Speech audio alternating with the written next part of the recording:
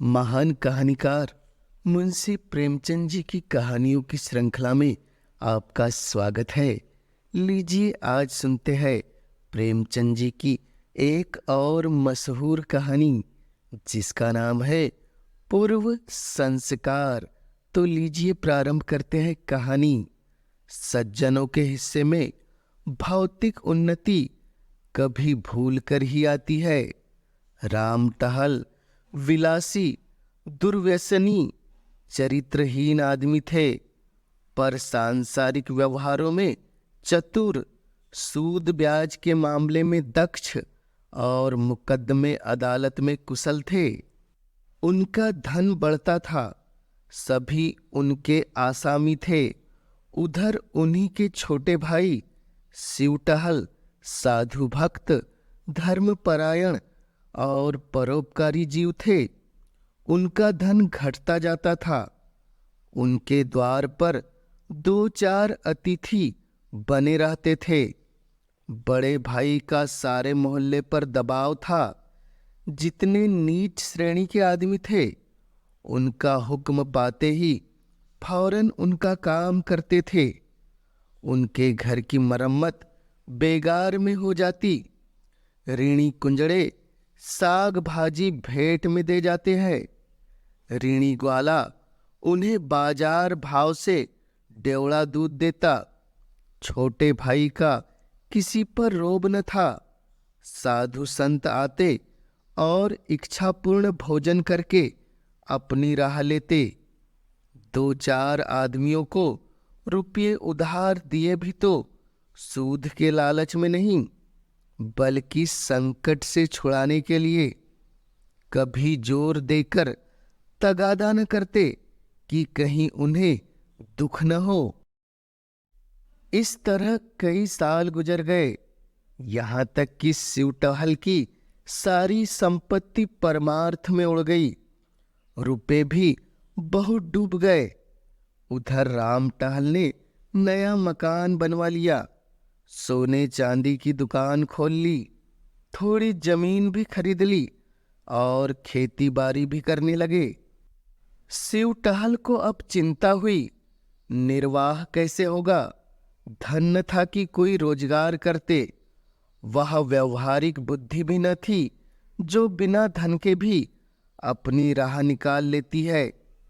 किसी से ऋण लेने की हिम्मत न पड़ती थी। रोजगार में घाटा हुआ तो देंगे कहाँ से। किसी दूसरे आदमी की नौकरी भी नहीं कर सकते थे। कुल मर्यादा भंग होती थी। 2-4 महीने तो ज्यों त्यों करके काटे। अंत में चारों ओर से निराश होकर बड़े भाई के पास गए और कहा, भैया, अब मेरे और मेरे परिवार के पालन का भार आपके ऊपर है। आपके सिवा अब किसकी शरण लूं? राम टहल ने कहा, इसकी कोई चिंता नहीं। तुमने कुकर्म में तो धन नहीं उड़ाया। जो कुछ किया उससे कुल की कीर्ति फैली है। मैं धूर्त हूं, संसार को ठगना जानता हूं। तुम सीधे साधे आदमी हो। दूसरों ने तुम्हें ठग लिया। यह तुम्हारा ही घर है। मैंने जो जमीन ली है उसकी तहसील वसूल करो। खेती बाड़ी का काम संभालो। महीने में तुम्हें जितना खर्च पड़े मुझसे ले जाओ। हाँ, एक बात मुझसे न होगी, मैं साधु संतों का सत्कार करने को एक पैसा नहीं दूंगा और न तुम्हारे मुंह से अपनी निंदा सुनूंगा।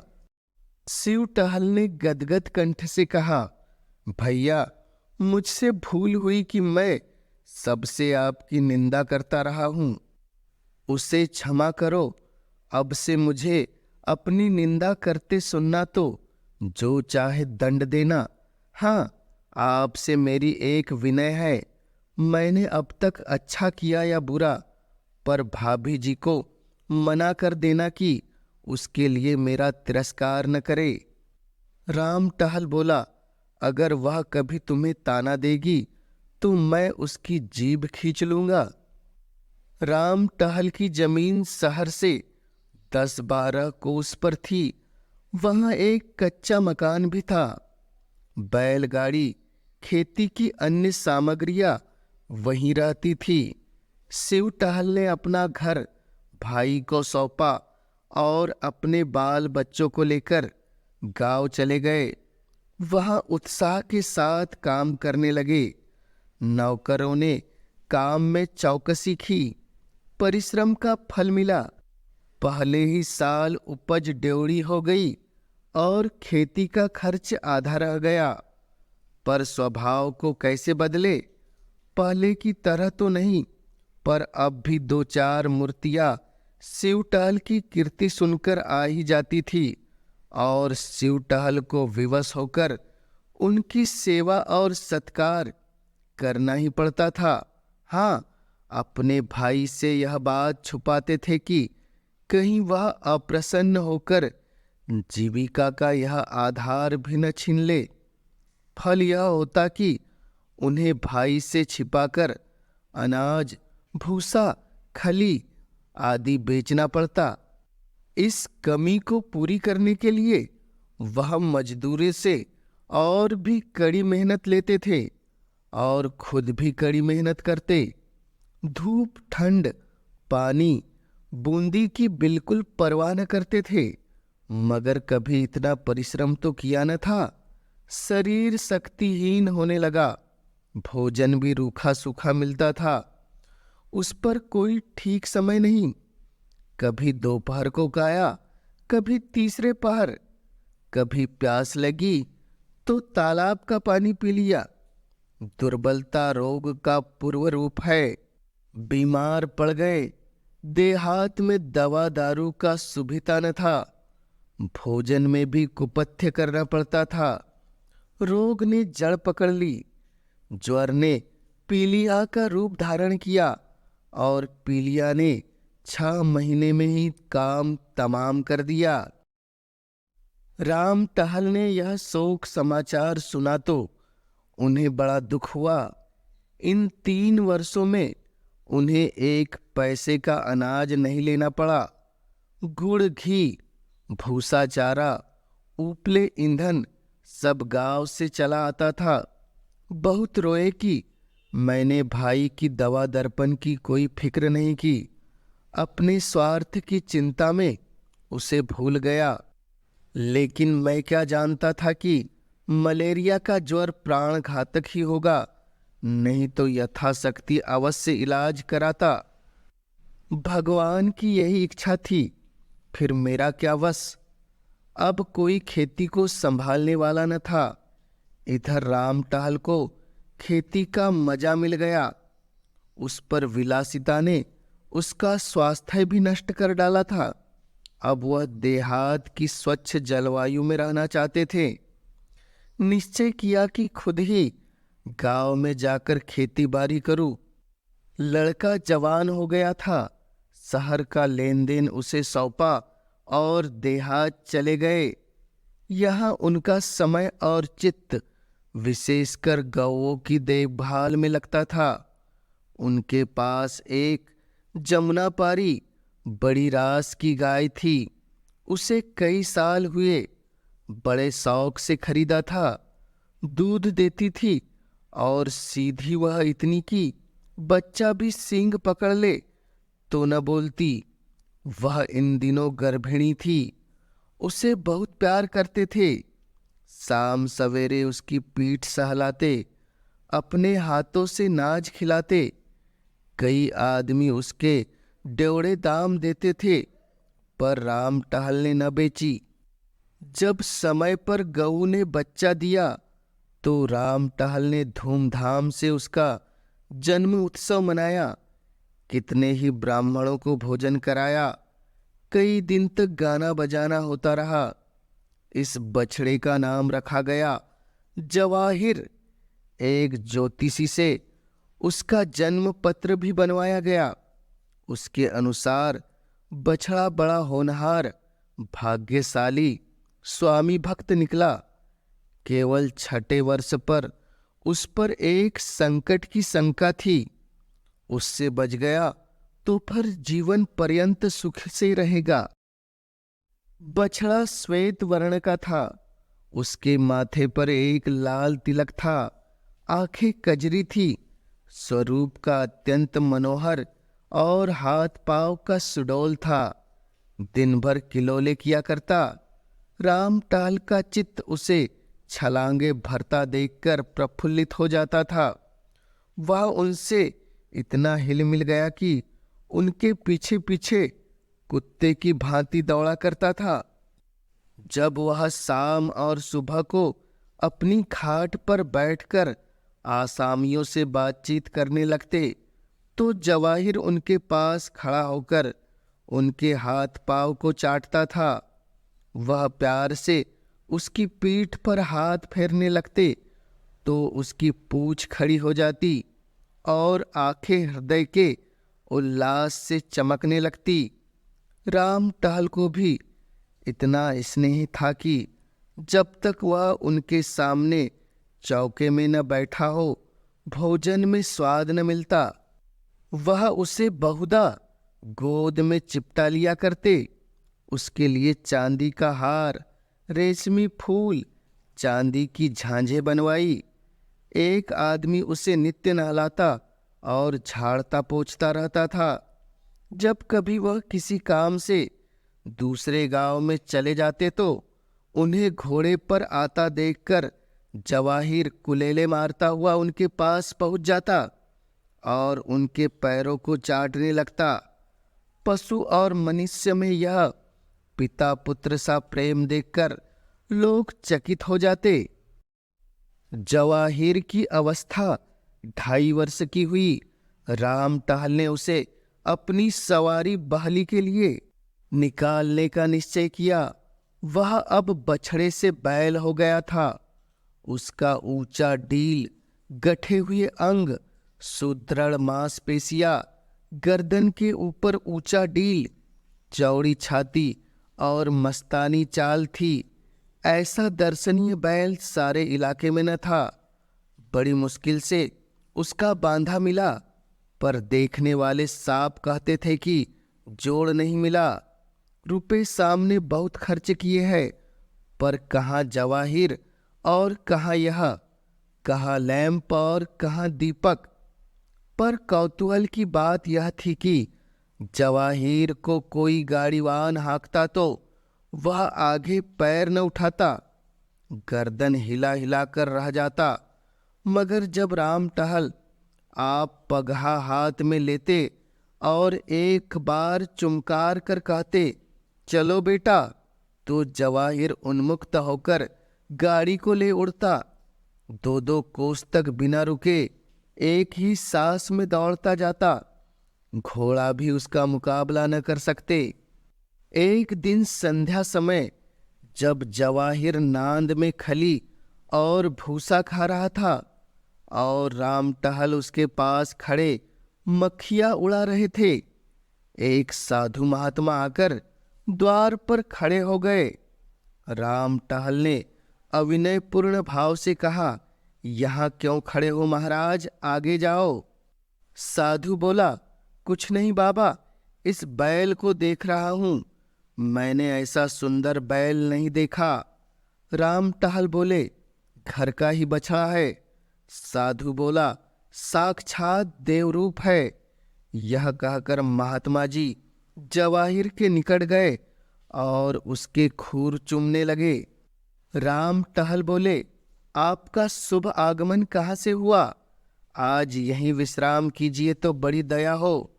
साधु बोले, नहीं बाबा, क्षमा करो, मुझे आवश्यक कार्य से रेलगाड़ी पर सवार होना है। रातों रात चला जाऊंगा, ठहरने से विलंब होगा। राम टहल बोले, तो फिर और कभी दर्शन होंगे? साधु बोले, हाँ, तीर्थ यात्रा से 3 वर्ष में लौटकर इधर से फिर जाना होगा। तब आपकी इच्छा होगी तो ठहर जाऊंगा। आप बड़े भाग्यशाली पुरुष है कि आपको ऐसे देवरूपी नंदी की सेवा का अवसर मिल रहा है। इन्हें पशु न समझिए, यह कोई महान आत्मा है। इन्हें कष्ट न दीजिएगा, इन्हें कभी भूल से भी नहीं मारिएगा। यह कहकर साधु ने फिर जवाहिर के चरणों पर शीश नवाया और चले गए।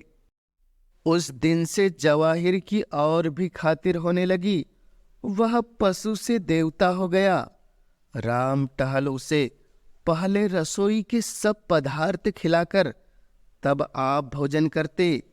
प्रातःकाल उठकर उसके दर्शन करते, यहाँ तक कि वह उसे अपनी बहली में भी नहीं जोता करते। लेकिन जब उनको कहीं जाना होता और बहली बाहर निकाली जाती तो जवाहिर उसमें जुतने के लिए इतना अधीर और उत्कंठित हो जाता, सिर हिला हिलाकर इस तरह अपनी उत्सुकता प्रकट करता कि राम टहल को विवश होकर उसे जोतना पड़ता। दो एक बार वह दूसरी जोड़ी जोतकर चले तो जवाहिर को इतना दुख हुआ कि उसने दिन भर नांद में मुंह नहीं डाला। इसलिए अब बिना किसी विशेष कार्य के कहीं जाते ही नहीं थे। उनकी श्रद्धा देखकर गांव के अन्य लोगों ने भी जवाहिर को अब ग्रास देना शुरू किया। सुबह उसके दर्शन करने तो प्राय सभी आ जाते थे। इस प्रकार 3 साल और बीते।